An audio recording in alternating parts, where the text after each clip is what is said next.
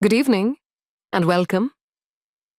Tonight, let us step into a world where knowledge is power, not in the casual sense of trivia or cleverness, but in the truest, most dangerous way imaginable. Imagine a library hidden from the world, a place older than empires, holding the accumulated wisdom of civilizations that long ago crumbled to dust.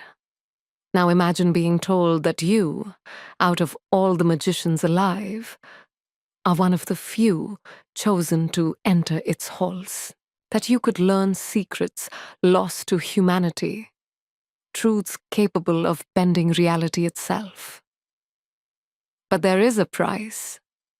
Only 5 are permitted to stay. 6 must enter, and 1 must fall. The letter arrives without warning. Smooth parchment, ink black as midnight, sealed with the sigil of an ancient order, whispered about only in legend. The Alexandrian Society. To most magicians, it is myth, a fairy tale about a secret archive where the world's greatest knowledge is locked away, and where membership grants not just prestige, but unimaginable influence. To receive the letter is to be told you are one of the world's best, one of the 6 who might inherit the key to power. It is the kind of invitation that no magician refuses, even if it smells faintly of danger. 6 people, 6 strangers, each plucked from different corners of the world, carrying gifts that set them apart even among the magically gifted. They don't know yet that their names are already tethered to one another, that their fates will twist together inside those library walls. For now, all they feel is the pull of ambition and the heavy weight of curiosity. The invitation makes one promise above all others. Admission to the society is to be granted only to 5. The 6th will not survive. This truth lies between the lines of the letter, unspoken but unmistakable. A game has begun, one that will test the boundaries of trust, love, betrayal, and the very essence of what it means to wield power. And so, with trembling hands and raising hearts, the chosen 6 prepare to answer the call of Atlas Blakely. They will gather at the hidden library, each one convinced they deserve a place among legends.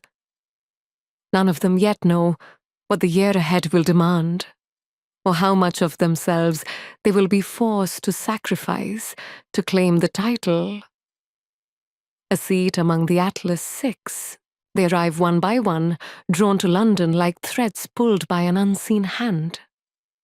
The first to step into the marble halls is Libby Rhodes. Brilliant, precise, a young physicist whose command over the fundamental forces of matter is both awe-inspiring and terrifying. Her presence is immediately mirrored by Nico de Verona, her eternal rival and reluctant counterpart, who bends space and energy as easily as she bends fire and stone. For years, they've defined themselves against each other. A twin flame of rivalry, every lecture hall echoing with their dueling intellects. To see them standing in the same room now feels less like coincidence and more like destiny's cruel sense of humor. Then comes Reina. Quiet, unreadable, she carries the deep stillness of the natural world itself. Plants bloom at her touch, roots curl toward her footsteps, and yet she says little, her silence a shield against intrusion. She watches, she listens, and in that silence lies a kind of power the others cannot quite measure. From another world entirely steps Parisa Kamali, elegance wrapped in danger. Her beauty is disarming, but it is her mind that is lethal. She's a telepath, able to slip beneath the skin and sift through your most intimate thoughts. With Parisa nearby, no secret is safe, and every companion feels both drawn to her and wary of how naked they are in her presence. Callum follows, a man whose gift is as alluring as it is horrifying. His magic seeps into others, molding their emotions, tugging at their desires, making him the most persuasive and perhaps the most feared of them all. His smile is charming, his gaze disarming, but behind his eyes lurks something ruthless, something that whispers of cruelty. Then Tristan arrives, cloaked in mystery, a man who sees the lies in the fabric of the world itself. Illusions crumble under his gaze. Reality seems to bend around him, and even among magicians, that power inspires unease. He moves like a predator through the library's marble corridors, watchful, calculating, unwilling to let his guard drop. Last of all comes Parisa's foil, Calliope. Callie. No, not Callie. It is in fact Parisa already here, and it is Gideon, the time manipulator, who enters the fold to complete their number. His gift is unlike anything the others wield. He can step outside of time, bending it, pausing it, living in moments where no one else can follow. But that kind of power extracts a toll. Isolation, estrangement, the constant reminder that he lives half a step away from everyone else. 6 prodigies now stand together, each extraordinary, each dangerous. Strangers, rivals, and potential allies. Around them stretches the library, endless shelves spiraling upward into unseen heights, staircases that rearrange themselves when no one is watching, corridors that open into chambers filled with impossible artifacts, ancient orbs of power, maps of forgotten worlds, manuscripts humming with energy. The air itself feels alive, charged with the weight of knowledge too vast to measure. Atlas Blakely greets them with a smile that reveals nothing. He speaks like a man who already knows their futures. He tells them what they crave, that they are the chosen heirs of Alexandria's legacy, destined to inherit secrets that could reshape the world. But then comes the shadow, woven into his words like a knife slipped between ribs. Of the 6, only 5 will be chosen. The 6th will be removed. Permanently. The room stills. Each face is a mask, but beneath the surface, their thoughts are racing. Allies, enemies, pawns, threats. In this place of infinite wisdom, the most dangerous subject of study will not be the texts themselves, but the strangers forced into each other's company. And so the first night in the library ends not in peace, but in suspicion. They have come seeking power, but power here is a zero-sum game. To rise, one must fall, and already each of them is wondering who it will be. The library reveals itself slowly, like a vast beast stretching awake after centuries of slumber. On the first morning, when the 6 step out into its winding halls, they discover that the space is not built for human comprehension. Staircases spiral into darkness. Rooms expand into impossible dimensions. Books whisper as if alive, and entire shelves seem to rearrange themselves when no one is looking. The air hums with energy, as though every word inked on parchment has its own heartbeat. This is no ordinary archive. It is a living entity, and they have been invited to feed it. Atlas Blakely watches their wonder with a quiet satisfaction. He tells them the truth in pieces, never the whole at once, as if revealing secrets were a luxury he dispenses in measured doses. He speaks of the library's origins in Alexandria, of ancient civilizations whose knowledge was thought lost to fire and time, but which has instead been preserved here, beyond reach of ordinary mortals. To be a member of the society is to stand among giants, the greatest thinkers, magicians, and philosophers who ever lived. Their legacies safeguarded in these endless halls. But there are rules. There are always rules. For 1 year, the 6 of them will study within these walls, guided by mentors who will test the limits of their powers. They will learn how to stretch their magic beyond imagination, to uncover truths buried under centuries of illusion. And at the end of that year, they will be called upon to vote. Only 5 may remain. 1 will be sacrificed for the good of the society. The knowledge of Alexandria cannot be shared without blood. The words linger in the air, heavy and suffocating. No one speaks, but in silence, each calculates. Nico, reckless and brimming with energy, feels the thrill of competition spark in his chest. Finally, a game worth playing. Libby stiffens, a fire igniting in her, determined to prove she's more than just Nico's equal. Reina shrinks inward, her eyes downcast, her thoughts hidden behind her quietude. But the plants that curl around her feet betray her unease. Parisa smiles faintly, as if the threat excites her, though inside she feels the sharp pang of knowing she will hear every private doubt the others cannot conceal. Callum seems unfazed, his smirk a mask, though his calculating mind is already testing which strings to pull. And Tristan, ever watchful, feels the weight of unseen truths pressing down, as if the library itself whispers secrets only he can see. As the days unfold, the 6 are introduced to the library's wonders. They read from texts that burn their fingers with forbidden knowledge. They study concepts that twist reality into knots.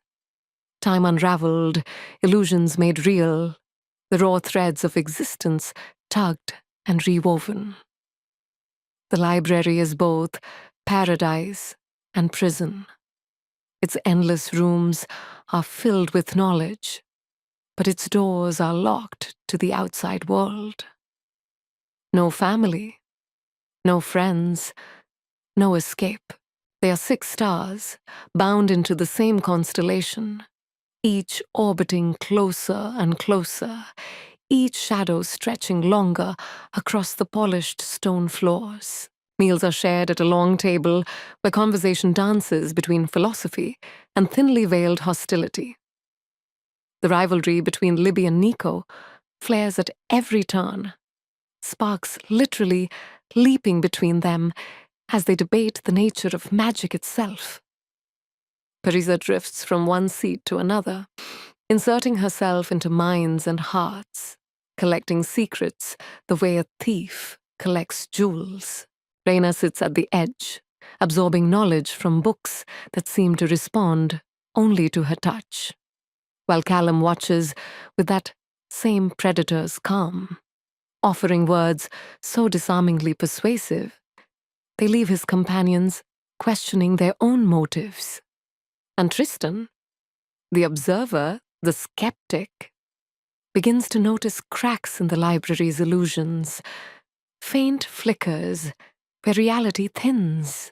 Yet even as tensions rise, the library does what it was designed to do. It seduces them.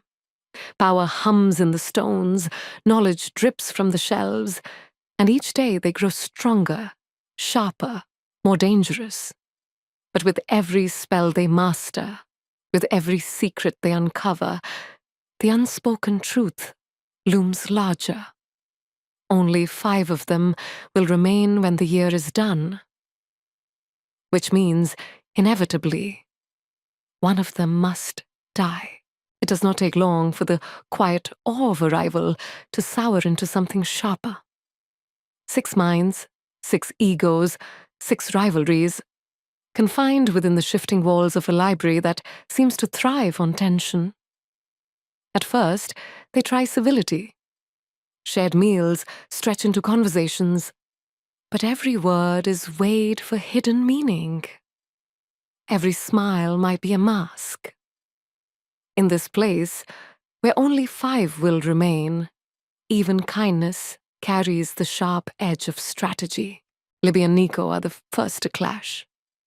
Their history is already a battlefield. Years of competing in lecture halls, dueling with equations and raw energy, each determined never to cede an inch to the other. Here, that competition escalates into something dangerous. Their debates don't end with words. Flames bloom in Libby's palms, white hot and furious, while Nico twists space into impossible knots, bending the air so her fire sputters. What once was rivalry in classrooms now becomes war in miniature, and every spark that flies across the marble floor reminds the others just how easily their studies could turn lethal. Reina, however, keeps to the margins. She wanders through the gardens, hidden between shelves, her presence coaxing vines to stretch and blossoms to unfurl. She's not like the others, not interested in theatrics or dominance. Power hums in her fingertips, rooted in the quiet language of nature, but she guards it fiercely, unwilling to display her full strength. To the others, she is a puzzle. To herself, she is a secret that perhaps even she cannot fully unravel. Parisa moves like a shadow, always near, never still. With a single brush of her mind, she can hear the whispers beneath the surface. Nico's reckless hunger, Libby's fear of inadequacy, Tristan's gnawing suspicion that reality itself is a lie. She does not just read thoughts, she manipulates them, bending the truth until others wonder if what they feel is theirs at all. Some are drawn to her like moths to flame, others recoil, but none can ignore her presence. She's both temptation and threat. Then there is Callum, who doesn't need to invade minds to control them. His gift is subtler, more insidious. He shifts emotions with a glance, sliding under the skin of his companions until they feel rage, shame, or desire, without knowing why. He watches their reactions with clinical detachment, like a scientist studying specimens. His power is the kind that unsettles, the kind that makes even the strongest question where their feelings end and his influence begins. And Tristan, the watcher, who seems both a part of the group and apart from it. Where others see books and illusions, he sees through them, peering into the raw machinery of magic itself. The library unsettles him more than the rest, because he alone senses its deceptions. The shifting walls, the hidden rooms, the invisible layers of knowledge stacked like worlds upon worlds.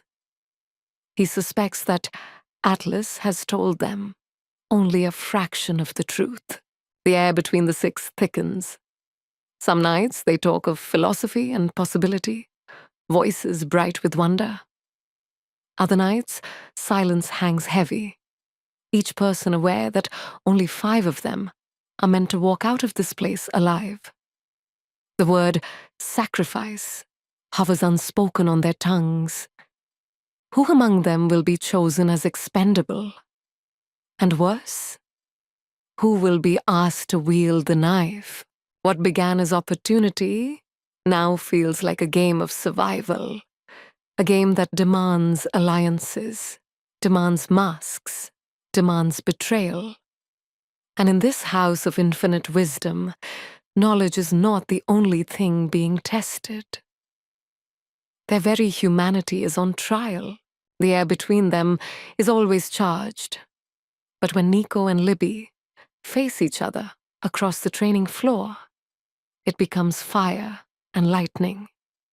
Their instructors, calm and watchful, encourage them to push the limits of their power, to test themselves against one another as if conflict were the purest form of study. Neither of them ever backs down. Libby's magic hums like a storm trapped beneath her skin. She pulls on the molecules around her, coaxing fire from the very oxygen, sculpting it into spirals of flame that roar through the air. Nico answers with his own signature force, warping space itself, folding light until her fire loses direction and dissipates in a shimmer of heat. Sparks crackle in midair, shards of reality bending like glass. To the others, it is both mesmerizing and terrifying. Reina watches with wide, dark eyes as the marble tiles split beneath the weight of the collision. Parisa leans against a pillar, a faint smirk on her lips, but her mind brushes theirs, tasting the ferocity of Libby's determination, the reckless thrill that drives Nico forward.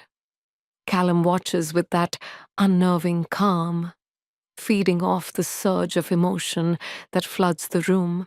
Tristan, silent as ever, doesn't interfere, but his gaze follows the distortions in reality, tracking cracks that only he seems able to see. The duel escalates until the air itself becomes a weapon, and for a moment you can feel the entire library tremble, as if it too is watching, perhaps even judging. At last, Atlas intervenes. His voice is soft but absolute, a command that bends their magic into silence. The power drains away, leaving the air scorched and heavy with ozone, the two rivals glaring across the room like twin suns locked in orbit. Later, when the group disperses, Libby lingers in the library alone. Her fingers brush against a manuscript that thrums beneath her touch, its letters rearranging themselves as if eager to speak only to her. For all her sharp edges, there is fear in her heart. She has always believed in control, in the certainty of equations, the logic of balance. Yet here, in this labyrinth of impossible knowledge, she feels a creeping dread. Because control may be nothing but an illusion. Nico, meanwhile, vanishes into the shadows of the library's deeper wings, his laughter echoing faintly. To him, this is a game, yes, but one worth winning at any cost. For the first time in his life, he stands among people who might actually understand the enormity of his power. And for the first time, he feels the hunger to prove himself, no longer against Libby, but against destiny itself. Already, the society is shaping them. Already, the six are being pulled apart by the very forces that bind them together. And though none of them will admit it, each has begun to wonder what it might mean to live in a world where only 5 are worthy to remain. In the quiet corners of the library, far from the thunderclaps of Libby and Nico's duels, Reina moves like a shadow among the greenery. The library, for all its cold stone and endless shelves, is alive with more than just books. In hidden courtyards, vines creep over marble, flowers breathe in rhythm with unseen winds, and the ground itself seems to sigh beneath her feet. Reina does not flaunt her power. She never has. But here, surrounded by her element, the truth of it begins to show. When her hand brushes a leaf, the plant doesn't just bend, it glows, pulsing with a faint, luminous life. Roots burrow deeper, drinking in her presence as if she is the rain itself. The others notice. They whisper about it, half in awe, half in fear. If Nico and Libby can bend the raw mechanics of the universe, what does it mean that Reina can summon the will of the earth, command its hidden pulse, and speak to the green world that existed long before humans ever touched magic? But Reina does not chase admiration. She prefers silence to spectacle. She lingers in gardens, her hair catching light like ink brushed across water, while ivy winds itself up her ankles in a slow, deliberate climb. Inside her, though, a storm of doubt rages. She has been told her whole life that she does not belong, that her power is not as grand or as dazzling as the others. Yet the library seems to disagree. It opens its secret rooms to her. It shows her manuscripts others cannot touch. The plants lean toward her like worshippers, whispering secrets no one else hears. And yet, there is loneliness in her stillness. Around her, the others spar and flirt and plot. Parisa's laughter cuts through the silence like the clink of glass. Callum's voice slides across the table, bending hearts and stirring doubts. Tristan's sharp gaze flickers over her, catching the subtle tremors of leaves that curl at her presence. Reina says little, but she feels everything. She can feel how the others look at her, as though she is an enigma or perhaps a threat. Atlas notices too. He calls her aside one evening, leading her into a chamber where the walls themselves breathe with vines and blossoms. The air is thick with the scent of jasmine and cedar. Power, he tells her, is not measured in how loud it shouts. Sometimes the most dangerous power is the one that whispers. His words unsettle her more than they reassure. For if the society values what she holds, then perhaps she is not as safe as her silence has led her to believe. She begins to withdraw even further, guarding her gift, her thoughts, her heart. But in the stillness of the library gardens, as roots twist and leaves unfurl to greet her, her truth begins to take shape. Power is not always about domination. Sometimes it is about patience. Sometimes it is about waiting for the right moment to bloom. The others may not yet see her. They may underestimate the girl who listens instead of speaking, who touches the earth instead of bending the skies. But the library does not underestimate her. And neither, soon, will they. Parisa Kamali never enters a room alone. Her body crosses the threshold, yes, but her mind arrives first, slipping into the thoughts of those around her, like silk sliding through fingers. She has lived her life, wading through the noise of other people's desires, fears, and half-buried secrets. To her, every person is an open book, their pages laid bare whether they want it or not. In the library, that gift becomes something more, sharpened to a dangerous edge. She senses the hunger in Nico before he even speaks, a wild blaze that thrills and exhausts in equal measure. She tastes the brittle sharpness of Libby's self-doubt, hidden under her pride. Callum's mind is harder to pass, thick with the sticky residue of other people's emotions. But even there, she feels a cold emptiness, a hollow at his core. Tristan she cannot read at all. His mind is like glass turned inward, reflecting her own thoughts back at her. And Reina is the strangest of them all. Her mind hums like soil, damp and ancient, resistant to intrusion, yet pulsing with something older than Parisa can name. To Parisa, every new bond is an opportunity. She flirts, not because she cares, but because attraction is power. A glance, a smile, a whispered secret. All of it adds threads to the web she spins, a web she intends to use when the time comes to decide who among them must fall. For she has no illusions about the society's test.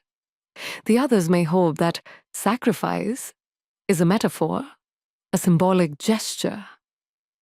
She knows better. Someone will die. And she has no intention of being the one.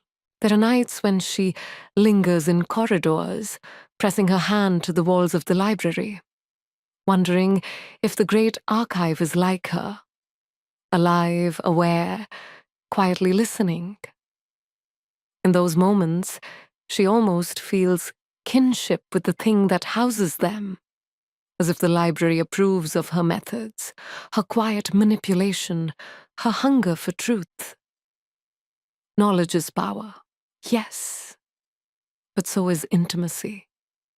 And in a place where every secret is a weapon, Parisa knows she may be the most dangerous of them all. The tension that had simmered between Libby and Nico begins to pale beside a darker current, one that flows from the presence of Tristan Kane and Callum Nova. Tristan, with his piercing eyes that cut through illusion, carries an aura of unease. Where others see grand illusions conjured by their mentors, he sees the cracks, the falsity, the trembling lines of deception woven into reality itself. His gift is not merely to see magic, but to strip it bare. And that ability makes the others wary, to be known so completely, to have every falsehood laid open. It is both invaluable and intolerable. Callum, by contrast, needs no such X-ray vision. He is the current beneath the surface, a tide of emotions he can stir at will. With a tilt of his head or a shift of tone, he can make rage bloom like fire in your chest, or guilt weigh on you until you can barely stand. To him, feelings are instruments, and people are songs waiting to be played. But what unsettles the others is the look in his eyes, the way he seems to savor the notes of someone else's fear, as though they were a melody. The two men orbit the group in very different ways. Tristan, distant but watchful, makes allies reluctantly. He distrusts Parisa for her intrusion into minds, yet he cannot deny that her silence around him feels like a rare mercy. Callum, meanwhile, does the opposite. He insinuates himself into conversations, testing boundaries, sowing unease with a smile. He is the kind of man who never has to raise his voice to control the room. It is in their presence that the reality of the society's game becomes undeniable. One of them must go. And suddenly, every bond begins to feel fragile. A laugh at the table might mask contempt. A friendly word might be a calculated move. A quiet confidence could be mistaken for arrogance. Or worse, a threat. In the candlelit hall, they sit together, 6 figures bound by fate and distrust. The library looms above them, its shelves stretching like ribs overhead, shadows shifting as though the building itself listens.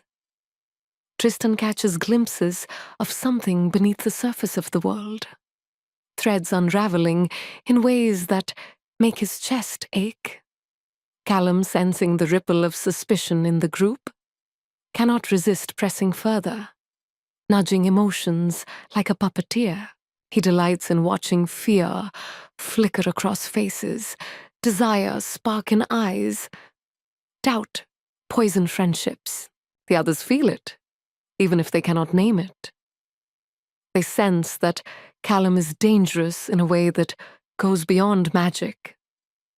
They know Tristan's gift is a blade sharp enough to cut through their lies. Together, the two men form a shadow over the group, one manipulating from within, the other stripping away the masks. In their presence, even the brightest flames of Libby and Nico feel less like dominance and more like a distraction. And though no one speaks it aloud, the question is clear in every glance exchanged across the long wooden table. If only 5 may remain, which one of them will be marked as the sacrifice? Who among them already looks like prey, looks like prey, looks like prey, looks like prey, looks like... The deeper they wander into the library, the more it begins to feel less like a sanctuary and more like a labyrinth designed to test the limits of their minds. At first, the shelves seemed endless but orderly, rows of ancient texts stacked with precision. But now, the walls breathe, the corridors shift, and doors open onto impossible spaces. A hallway that once led to their chambers suddenly spills into a cavern of floating manuscripts, pages unfurling in mid-air like wings. A spiral staircase curls into infinity, vanishing into darkness, no matter how high they climb. It is not only the architecture that unsettles them, it is the sense that the library is watching. The air shivers with awareness, as though every step, every whispered word, is being weighed and recorded. The books themselves feel alive.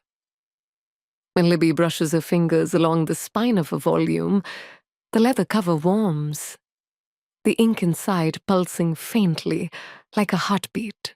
When Reina lingers in the garden rooms, entire ecosystems shift to accommodate her. Ivy crawling toward her skin, moss blooming in her footprints.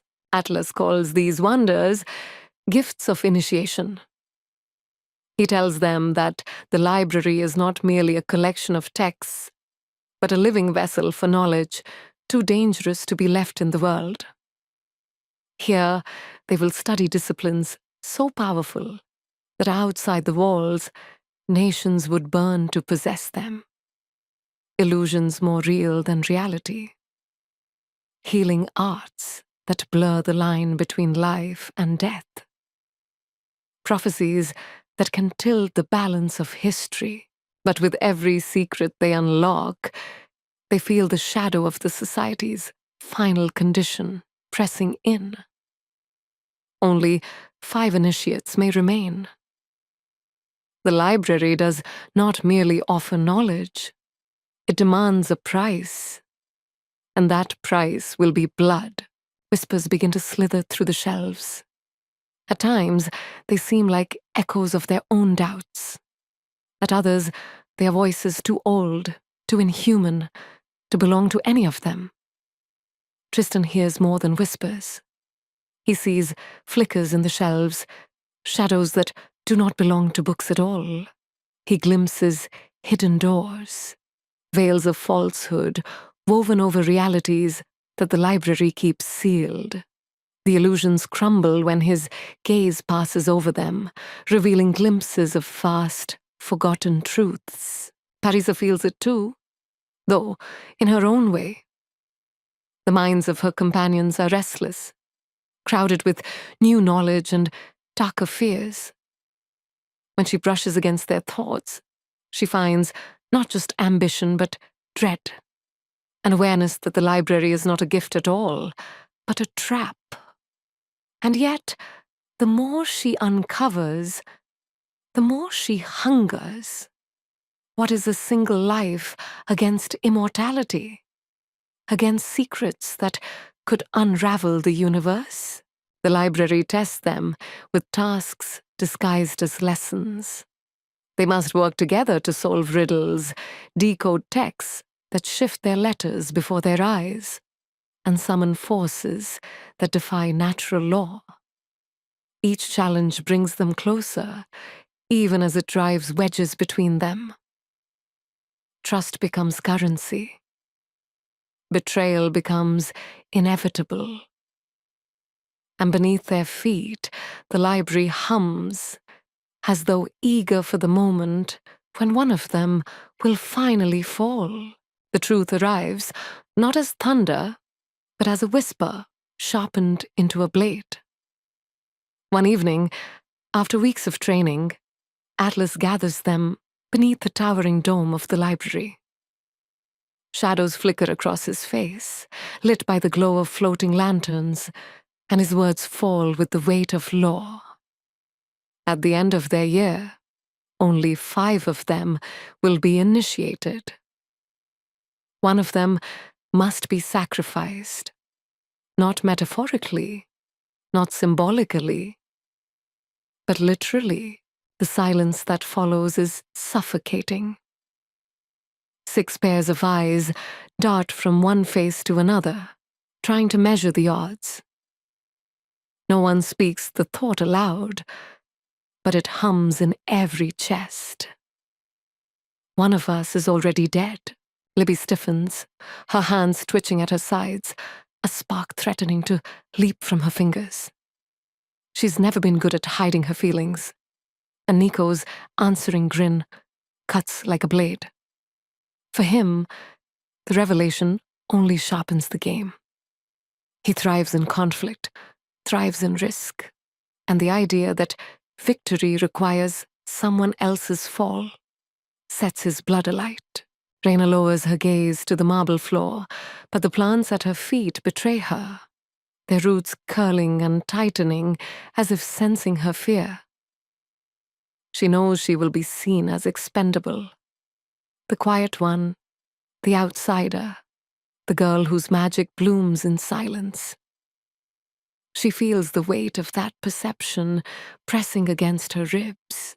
Parisa, however, lets a slow smile spread across her lips. Fear has always been her instrument, and now the entire house is steeped in it. Every stray thought that brushes against her mind is a thread she can weave, a weapon she can sharpen. She knows things about the others they would kill to keep hidden, and she files each secret away, like a dagger tucked into her belt. Callum leans back in his chair, expression unreadable. But beneath the surface, his power flows, feeding on their anxieties.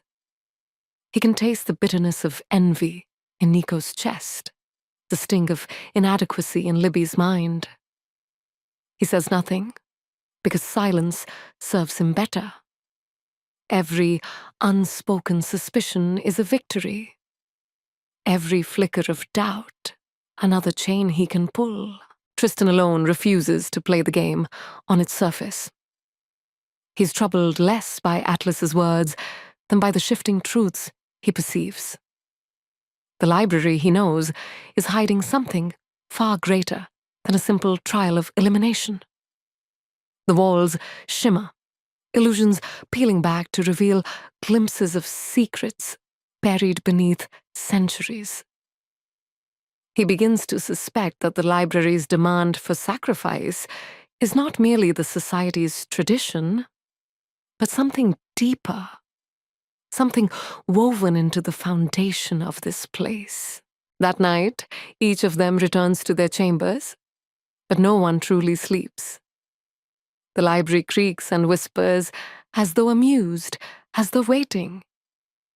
6 strangers had been invited to share in the world's greatest knowledge.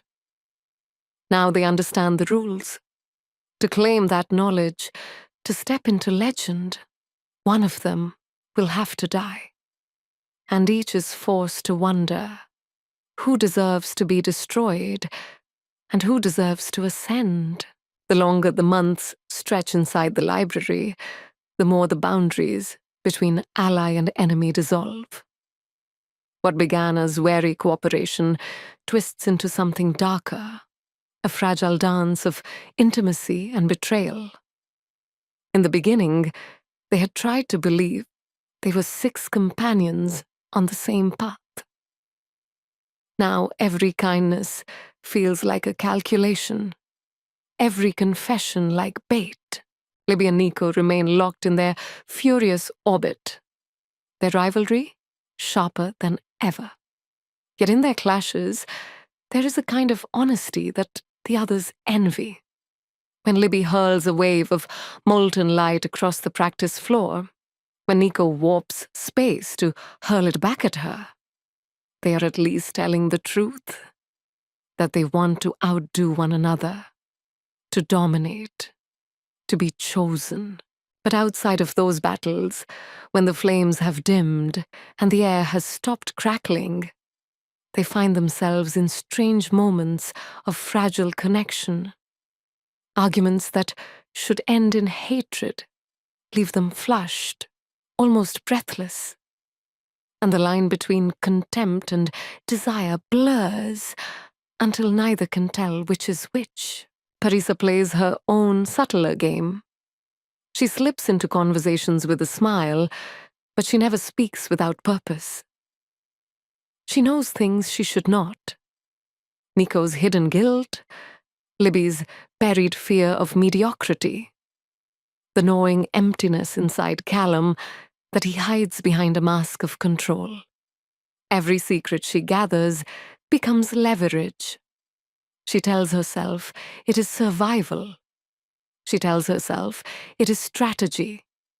But sometimes, late at night, she wonders if she's building bonds or merely chains. Callum needs no words to bind them. His gift seeps under the skin of everyone in the room. One moment, he inspires laughter. The next, he coils dread in their chests. And he watches with quiet fascination as they question whether their emotions are truly their own. He thrives on their doubt, on the way suspicion corrodes trust. To him, this is the game the society intended all along, and he intends to win it. Reina keeps her silence, but even silence becomes a choice. She feels the others circling her, measuring her worth, wondering if she's the one they will sacrifice. Her connection to the living world deepens. Plants bloom where none were planted. Trees bend toward her, as if they recognize her. The library seems to favor her in ways the others cannot understand. But with favor comes danger. The more the library reveals to her, the more the others see her as a threat. And the more she fears she is drifting too far from them to ever return. Tristan remains the anomaly. His ability to see through illusions has become a curse inside a house built on deception. Where others marvel at glowing tomes and endless staircases, he sees the falsehoods beneath, the manipulations stitched into every shadow. He begins to suspect that Atlas is not telling them the truth, that the sacrifice is not a ritual of honor, but something far more sinister, demanded not by tradition, but by the library itself. And yet, even as doubt gnaws at them, desire keeps pulling them together. In stolen moments, they find comfort in one another, in a shared glance, a whispered thought, a fleeting touch. But every bond forged in the library carries within it the seed of betrayal. To survive, one of them must fall, and with each passing night, that truth grows harder to ignore. The library tightens its grip. What once felt like an infinite playground of knowledge now reveals its hunger in quiet, unsettling ways. Doors vanish after they pass through them. Corridors fold back on themselves, leaving them trapped in loops, until someone, often Tristan, with his piercing sight, notices the seam in the illusion and tears it open. Books fly from shelves unbidden, demanding to be read. Some whispering truths too dangerous to hold in the mind for long. One night, Libby wakes to find a tome at the foot of her bed, its pages glowing with equations that rewrite the laws of physics. She does not remember retrieving it. She does not know if she even can return it. Atlas offers no comfort. When pressed, he only gives riddles. The library chooses what it shares. The rest is not yours to question. His calm tone only deepens their unease, because they can feel the building watching them. Every step, every whispered alliance, every flaring spell. It is as if the shelves themselves are waiting to see who will stumble first. And then the tasks begin to change. No longer are they merely studying abstract theories. Now, they're asked to test their power on one another, to probe each other's weaknesses, to strip away defenses and expose vulnerabilities. Atlas frames it as learning, as preparation for the burden of knowledge. But to the six, it feels like the rules of the game shifting, the circle tightening. In one such trial, Parisa is told to pry open the mind of a fellow initiate. She chooses Callum, perhaps out of defiance, perhaps out of curiosity. What she finds there nearly drowns her. A tide of voices that are not his own, emotions stolen and worn, like a second skin, a hollow center where his true self should be. She staggers back, shaken, but smiles anyway, masking her fear with charm. Callum, for his part, only watches her with cool amusement, as if daring her to reveal what she has seen. Reina is tested in other ways. The mentors place her in a chamber of barren stone and demand that she coax life from the emptiness. At first, nothing happens. The others whisper that she is faltering, that her gift is nothing compared to their spectacular displays. But slowly, impossibly, cracks form in the stone, and tiny shoots of green push through. A vine winds upward, flowering in a place where nothing should grow.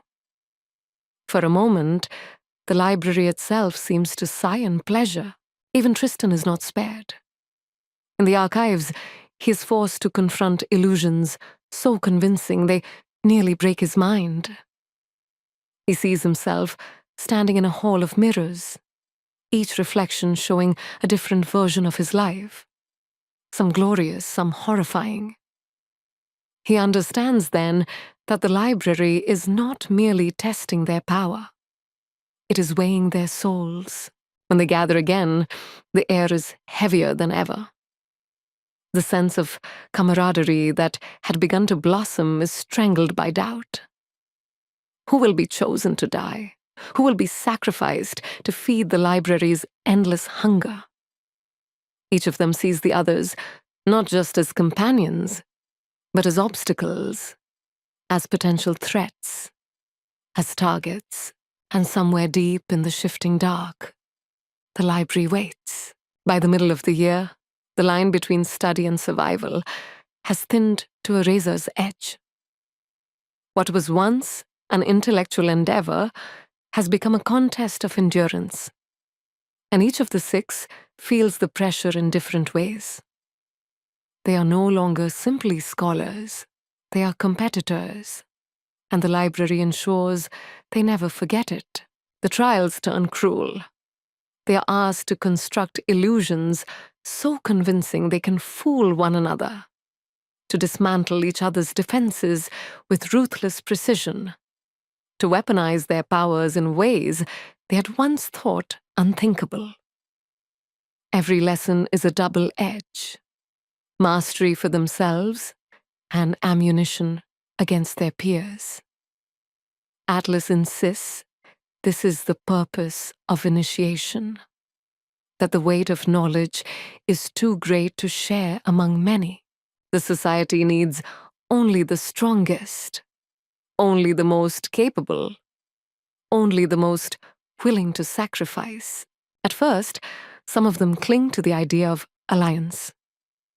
Libby and Nico, despite their constant sparring, begin to recognize how their powers complement one another. Matter and energy, fire and force, two halves of a whole. Parisa leans closer to Tristan, drawn not only to the silence of his mind, but to the way he sees the truth she cannot touch. Callum, meanwhile, circles the group like a shark, pressing into their weaknesses, ensuring that no trust lasts too long. Yet every bond is brittle. Every moment of connection is shadowed by the thought that someone will not survive. When Parisa whispers secrets in the dark, is she offering comfort, or is she sharpening a knife? When Nico offers to train with Libby, is he helping her grow stronger, or measuring her limits for the vote to come? The library itself seems to revel in their turmoil. Rooms shift more violently now, as if stirred by their discord. One evening, they step into a chamber filled with mirrors that reflect not their present selves, but their possible futures. Each reflection a different version of who they might become. A ruler crowned in gold, a monster dripping with blood, a scholar whose knowledge has erased their humanity. The images unsettle them, linger in their minds, and widen the cracks already forming between them. Late at night, when silence finally falls, doubts fester in the dark. Reina wonders if she is already marked for sacrifice, her quiet power dismissed as weakness by the others. Parisa knows she could ensure her own survival by manipulating the right mind, but to do so might destroy any chance of genuine connection. Tristan suspects that the society itself is the true predator, and that they are all prey. 6 have entered. The clock ticks towards the day when only 5 will remain. And though no blood has yet been spilled, the scent of betrayal already clings to the air. The fractures that began as hairline cracks now split wide, and the library seems to widen those rifts with deliberate cruelty. Each new trial it demands is less about knowledge and more about morality. One day, the 6 are shown a chamber filled with shimmering volumes that whisper truths of the universe. Equations that could undo gravity. Histories that rewrite entire empires. Spells that could end nations in a breath. But to touch them, to claim them, requires stepping over the line into danger, and perhaps into the destruction of someone else. Atlas watches from the shadows, always calm, always calculating, never offering guidance beyond a few cryptic words. Knowledge is not given freely. It is taken. His smile is too thin, his eyes too patient, as if he already knows which of them will not survive. The 6 begin to splinter into factions. Nico and Libby oscillate between partnership and hostility, their magic pulling them together, even as their pride forces them apart. They work side by side on a problem one day, then nearly burn the room down with their rivalry the next. Reina remains a ghost among them, slipping quietly into the gardens where roots coil protectively around her ankles, as if the earth itself knows she must be shielded. Parisa weaves invisible webs of thought and desire, binding allies in ways they do not see until too late. Callum feeds on it all, fanning sparks of fear and resentment, until the group can no longer tell which emotions are theirs and which are his. Tristan alone begins to see the true scope of the deception. The library is not just alive, it is hungry. He catches glimpses of realities layered behind the shelves, lives siphoned into the walls, knowledge extracted at a cost no one dares to calculate. He begins to suspect that the sacrifice is not a ritual of selection, but a mechanism of consumption. The library does not simply demand death. It thrives on it. The weight of this revelation presses heavily on him, but to reveal it risks more than disbelief. It risks becoming the target of their fear. And so Tristan holds his silence, watching the others spiral deeper into ambition and paranoia, even as the shadows of the library lengthen around them all. The year is half gone. The time of choosing draws near. And with every passing day, the question grows louder. When the moment comes, who will they kill? The final days arrive like a storm breaking. The library has tested them, reshaped them, and now demands its price. The six gather in the great hall, their faces lit by the glow of ancient lamps, each carrying the weight of secrets too dangerous to speak aloud. They know what is required. Only 5 may remain. One must be sacrificed. The word is no longer abstract, it is a sentence. Parisa's mind brushes against the others, tasting the raw edges of their fear. Libby's thoughts spiral like an equation without end, racing toward panic. Nico, for once, does not smirk. His hands twitch, ready to tear the world apart if it comes to it. Reina stands at the edge, vines stirring restlessly at her feet, as though preparing to shield her from whatever is coming.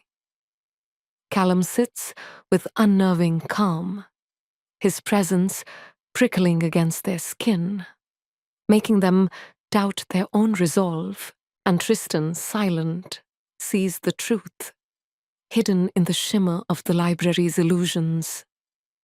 A secret so vast, it threatens to unravel them all. They begin to wonder aloud if there is another way. Could they refuse the choice? Could they defy Atlas, deny the library its sacrifice? But the walls groan, the shelves shift, and the air itself grows heavy, thick with expectation. The library will not be denied. Knowledge has always demanded a price, and it will claim it, one way or another. The night becomes a game of masks and betrayals. Words are daggers, glances are traps. One moment, Libby and Nico are allies. The next, they are enemies, their powers flaring in defiance. Parisa whispers promises into ears, binding loyalties with threads of desire, while Callum twists emotions until no one is certain of their own hearts. Reina, silent but unyielding, clings to the pulse of the earth, seeking truth in roots and soil, and Tristan, watching illusions flicker and fall, sees the inevitable. The library has already chosen.